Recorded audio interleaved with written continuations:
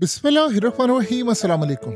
हैरान कुन सूरत हाल पैदा हुई है कि इंडिया जिसने पाकिस्तान के साथ रिसेंटली जंग की, उन्होंने हमारे मुल्क में मिसाइल मारे, मासूमों को मारा और उसके बाद अपनी भी तबाही करवाई और उसके बाद उन्होंने मिसाइल, ड्रोन्स यानी हर तरह की तबाही की और वो यहाँ तक मामला आ गया था कि न्यूक्लियर जंग की तरफ जा रहे थे। फिर आप इमेजिन करें कि अचानक ऐसी सूरत हाल होती है कि इंडिया पाकिस्तान से राब्ता करता है और उन्होंने कहा जी बदतरीन तबाही आ रही है, सैलाब आ रहा है, और उन्होंने पाकिस्तान को बताया कि जम्मू के मकाम पर मुमकिन बड़ा सैलाब पाकिस्तान में दाखिल होने वाला। और जाहिर सी बात है उससे जो तबाही हो रही है उसका आप तसव्वुर भी नहीं कर सकते। उन्होंने पेश की इतला दे दी कि आप फौरी तौर पे इलाके खाली करवा लें। जाहिर सी बात है आगाह करने का मतलब ये होता है अपने लोगों को बचा लें, अपनी तमाम चीज़ों को बेहतर कर लें। ये सूरत हाल होती है। अब सवाल यहाँ पर बड़ा अजीबोगरीब मामला है कि पाकिस्तान ने भारत से जो मालूमात मिली उसके बाद अलर्ट जारी कर दिया। सवाल ये है वो इंडिया जो आम पाकिस्तानियों को मार देता है, जो आम लोगों को मारता है, जिसको परवाह नहीं है वो कभी उठकर हमला कर दे, उसको क्या जरूरत है कि वो पाकिस्तान को अलर्ट करे? वो तो चाहेंगे कि बल्कि सब कुछ तबाह हो जाए। वो तो इस इंतजार में बैठे हुए हैं, और वो भी तब जब उनके आर्मी चीफ ने ये बात की है कि हम पाकिस्तान के खिलाफ बड़ी जंग में उतरने वाले हैं, तो लिहाजा कौम तैयार है। यानी ये लेवल आ गया है। तो सवाल ये है कि हुआ क्या है कि कौन सी ऐसी तबाही आ रही है? ये तीन चीजें समझ लें जो इस वक्त होने के लिए जा रही हैं जिससे इंडिया ने सारा काम किया। नंबर 1, देखिए इस वक्त पूरी दुनिया की नजरें पाकिस्तान के सैलाब पर, और वो पाकिस्तान के सैलाब खाली यहाँ नहीं इंडिया में भी आ रहा है। क्लाउड बस्ट वहां पर भी हो रहा है, वहां भी लोग मारे गए हैं। अब हुआ ये है कि पूरी दुनिया पाकिस्तान को, खास तौर पर साइंटिस्ट पाकिस्तान को वॉच करें, स्टडी करें और बार बार अलर्ट जारी करें कि तबाही पाकिस्तान में आ रही। ग्लेशियर्स पिघल रहे हैं, उनके लिए बड़ी अहम सूरत हाल है। शायद हम पाकिस्तानियों के लिए ना हो, लेकिन वो देख रहे हैं कि एक बहुत बड़ी तबाही आ रही है क्योंकि मौसम की खराबी का दुनिया में सबसे असर पाकिस्तान पर हो रहा है। अब एक तरफ तो इंटरनेशनल सारी चीजें, अब लेट से तूफान आता है, इंडिया इत्तला नहीं देता पाकिस्तान को, तो जाहिर सी बात है पूरी दुनिया में इनकी जलालत होती है, बड़ी बेइज्जती है कि इन्होंने बताया नहीं, इन पर इल्ज़ाम लगेगा। वो दुनिया को ये बताना क्या चाह रहे हैं कि देखें जी हमने तो बड़ी ज़बरदस्त तरीके से काम किया। हत्ता कि पाकिस्तान ये कह रहा है कि इन्होंने सिंतास मुआहदे के तहत किया है। अब इंडिया के अंदर आप उनका मीडिया उठाएं तो वो कहते हैं सिंतास मुआहदा तो मुअत्तल है, हमने तो खैर सगाली के तहत किया। इंडिया से खैर सगाली की आप उम्मीद रख सकते हैं, वो भी पाकिस्तान के लिए? सवाल ही पैदा नहीं होता। अब आप सोचे असल कहानी क्या है। देखिए सबसे बड़ी बात है दो चीजें। एक, असल में इंडिया इस वक्त है शदीद अपसेट और परेशान। वो अपसेट और परेशान इसलिए है कि चाइना का 170 अरब डॉलर से जो डैम बन रहा है वो इंडिया की अरुणाचल प्रदेश और ये दीगर चिकन नेक वाली रियासतें खास तौर पर हैं, ये असल में लपेट में आने वाली हैं बड़ी तादाद में। और इंडिया का जो पानी है वो पूरी तरह चाइना के कब्जे में हो गया। यानी इंडिया चाइना के रहमो करम पर है, और इंडिया इस बात को देख रहा है कि हम चाइना से लड़ने की कैपेसिटी नहीं रखते। हत्ता कि इंडिया ने अभी फॉर्मली कोई एहतजाज नहीं किया चाइना से, क्योंकि चाइना ने डिटेल्स जारी नहीं की कि वो 170 अरब डॉलर का जो खास तौर पर डैम बनाने के लिए जा रहे हैं, असल में वो एक बड़ा क्लियर पैगाम है इंडिया को कि देखो तुम पाकिस्तान का पानी रोक रहे हो तो फिर हम 40 बिलियन क्यूबिक मीटर वाटर को रोक देंगे, और उसके बाद आप समझ लें कि इंडिया के अंदर बहुत सारी जो रियासतें हैं वो पानी बगैर या तो मर जाएंगी, उनका एग्रीकल्चर तबाह हो जाएगा। तो ये इंडिया जो प्लान बनाकर बैठा हुआ है कि मैंने पाकिस्तान का पानी रोकना, उधर चाइना तैयार है। चाइना के इस वक्त ताल्लुकात बहुत अच्छे हो रहे हैं इंडिया से, बड़ी जप्पियां हो रही हैं, मामला तय हो रहे हैं, लेकिन वो इंडिया को औकात में भी रख रहे हैं, उसको बता भी रहे हैं कि देखो तुम ये सारा काम कर रहे हो लेकिन लिमिट ये है, तुम ये समझ रहे हो कि तुम पाकिस्तान को तबाह कर दोगे तो हम यहाँ से अपना पूरा गेम यानी पूरी तरह सेट करें। तो इंडिया इस बात को अच्छी तरह समझ रहा है कि ये मामला मेरे लिए बड़े ख़राब है। अगर मेरे मुल्क में इतनी बड़ी तादाद में पानी ख़त्म हो गया, तो आपको पता है ना मोदी ने बात कही थी कि जो पानी है इसका गैर मुनसिफाना मामला है।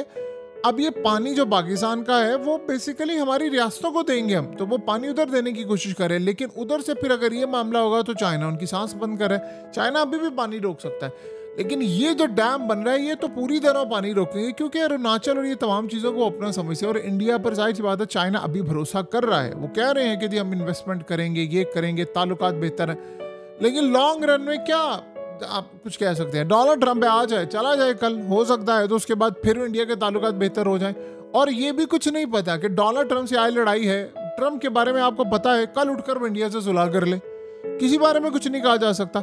यानी एक दिन वो रशिया को कहता है मैं न्यूक्लियर सबमरीन भेज रहा हूँ, और उससे अगले दिन आप देखिए वो रेड कारपेट में इस्तकबाल कर रहा होता है, और फिर उससे अगले दिन वो यूक्रेन को कह रहा है कि अब तुम्हें अटैक करना है। यानी उस बंदे का कोई भरोसा नहीं है, किसी वक्त लड़ाई हो सकती है, किसी वक्त क्या मामला हो सकता है। तो एक तो ये मामला है कि इंडिया पैनिक में है जो चाइना ने किया है, तो समझ लें कि मुश्किल वक्त में चाइना ने हमें रेस्क्यू किया। और इंडिया सोचे, पाकिस्तान बिल्कुल ठीक कह रहे कि अगर इंडिया ने इन्फॉर्म किया तो सिंथस माहदे के तहत इन्फॉर्म किया है ना। इंडिया कह रहा है नहीं हमने नहीं किया सिंथस माहदे, भाई तो फिर किस लिए किया इन्फॉर्म, तुम्हें पाकिस्तान की परवाह नहीं। अब अगली जो सूरत हाल है वो पॉइंट भी बहुत अहम है। एक तो ये मामला हो गया, देखिए इंडिया कर क्या रहा है, इंडिया ने करना है पाकिस्तान पर अटैक। उनके आर्मी चीफ ने जो जंग की बात की, आपको पता है उनका आर्मी चीफ इस तरह यानी वो गुफ्तगू करते नहीं है, तो उन्होंने जो बात की है तो इसका मतलब उन्होंने कौम को पहले से तैयार करना शुरू किया। इंडिया मिसाइल, चीज़ें, असला, ये सब कुछ जमा कर रहा है। ये सिर्फ इस वक्त जो आपको पॉज नज़र आया है वो राइट टाइम का वेट कर रहे हैं और चीज़ें जमा कर रहे हैं, और इसराइल से ड्रोन्स और ये तमाम चीज़ें उनको मिल रही हैं।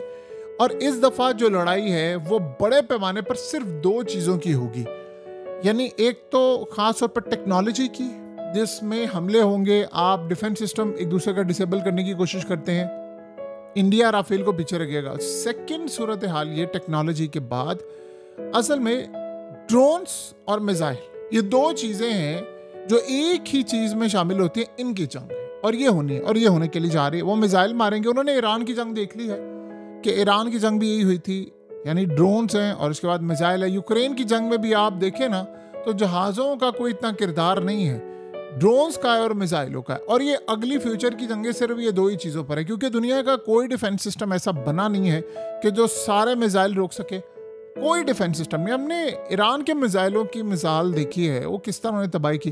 तो अब ये कर क्या रहे हैं, इन्होंने एक तो तैयारी करें और इन्होंने भिनक नहीं पड़ने देनी। ये असल में आपको दिखा रहे हैं जेस्चर बड़ा पॉजिटिव कि जी हम ये काम कर रहे हैं, पाकिस्तान को देखो हमने अलर्ट जारी कर दिया है, वहाँ सैलाब की सूरत हाल देखिए कितनी है, तबाही कितनी हो रही, ग्लेशियर्स पिघल रहे हैं, दुनिया के अंदर बता रहे हैं कि देखो हम अमन वाले लोग हैं, हमें लड़ाई नहीं करनी, हमें सब कुछ नहीं करना। अचानक से वो सारे का सारा इन्फॉर्म करने के बाद पाकिस्तान को इमीडिएटली अटैक कर देंगे, अचानक अटैक कर देंगे। और ये उनकी पॉलिसी है, ये आप ज़हन में रखिएगा। ये जो अभी सूरत हाल हो रही है वो सिर्फ अपना स्कोर सेटल कर रहे हैं, वो देख रहे हैं कि हम कहाँ तक जा सकते हैं, जंग कहाँ तक हो सकती है, मामला क्या है। उन्होंने चाइना से बेशक ताल्लुकात बेहतर कर लेने हैं, लेकिन ये बात आप ज़हन में रखिएगा, उन्होंने पाकिस्तान के खिलाफ जंग छेड़नी है और जंग बंद करने वाला जो उनकी राह में एक कांटा था वो ऑलरेडी ख़त्म हो चुका है, उसका नाम है डोनाल्ड ट्रंप। और एक बात आप और भी ज़हन में रख लीजिएगा, इंडिया को ये जो रिसेंटली पुतिन गया था और उसने जाकर अमेरिका में लैंड किया, बातचीत हुई, सारा कुछ हुआ, उसके बाद अभी तक जंग बंद नहीं हुई। तो आपको पता है कि इंडिया रूस के बड़ा करीब है और उन्होंने ये चीज़ देखी है कि अगर रूस स्टैंड ले चुका है, अगर वो उनके सामने खड़ा हो गया है, जंग बंदी नहीं की, तो हम क्यों नहीं खड़े हो सकते। आज भी मोदी को रिग्रेट है इस बात का। आपको पता है कि जब ट्रंप ने कहा था कि वो धमकी दी थी, और टैरिफ की धमकी दी थी ना उसने, कि मैं तुम पर टैरिफ लगा दूंगा, ट्रेड खत्म करूंगा, ये करूंगा, तो इंडिया ने पोस्टल सर्विस तो मुअत्तल कर दी है, वो आप सबको पता है जो उन्होंने कल मुअत्तल की है। लेकिन उसके बाद एक और भी चीज़ तो उन्होंने की, टैरिफ उन पर लग गया। जिस टैरिफ की डोनाल्ड ट्रंप धमकी दे रहा था, टैरिफ तो उन पर लग गया है। तो वो अब टैरिफ वाला मामला जिसकी वजह से जंग बंद की थी वो तो हो चुका है, तो वो पीछे तो नहीं हटेंगे। सो ये सारी अगर आप कैलकुलेशन देखें, इस सारी सूरत हाल का आप जायज़ा लें, तो आपको एक बात बड़ी अच्छी तरह समझ आती है, और वो मामला है काफ़ी हद तक ख़राब। और वो मामला कुछ इस तरह से है कि हालात ये बता रहे हैं कि चीज़ें इनके कंट्रोल से बाहर हैं और इसलिए अब वो अटैक करने की पोजीशन में है। तो ये पानी का जो सारा मसला है, इसका मतलब एक तो तबाही बहुत बड़ी आ रही है, इसमें कोई दो राय नहीं है कि पाकिस्तान के लिए साल बहुत बुरा साल था पानी के लिहाज से ये चीज़ें। और अल्लाह कभी भी ना करे, जो साइंसदानों ने ऑलरेडी अपनी रिपोर्ट्स दी हुई हैं कि पूरी रिसर्च उनकी है और वो बड़ी ज़्यादा ख़तरनाक है, वो ये है कि इससे अगला साल इससे भी बुरा है, उससे अगला साल उससे भी बुरा है। हमारे पास ग्लेशियर्स को पिघलने से रोकने के लिए कोई रास्ता नहीं है। अनटिल के स्विट्जरलैंड की तरह हम एक आर्टिफिशियल ब्लैंकेट ग्लेशियर्स के ऊपर डालें या उसका वेदर जो है उसको मैनेज करने की कोशिश करें कि टेम्परेचर को डाउन करें, उसके बाद ये ना हो, फिर उसके बाद दरख्त और ये बड़े लंबे चौड़े काम है, हमारे पास टाइम नहीं है और हम इसको कैसे रोक पाएंगे किसी को भी नहीं पता। बहरहाल ये एक ऐसा मामला है जो बता रहा है कि एक बहुत बड़ी तबाही अब हमारे सर पर खड़ी है और इंडिया ने जो इन्फॉर्म किया है उसके पीछे आप उसकी चाल समझ सकते हैं कि क्या मामला है। बहरहाल चाइना का हमेशा की तरह पाकिस्तान का साथ देना अहम चीज़ है, लेकिन चाइना इंडिया की भी दोस्ती इस वक्त हो रही है जिसमें बहुत सारी चीज़ों का लिहाज और ध्यान इंडिया समझता है रखा जाए, जबकि ऐसा होगा नहीं।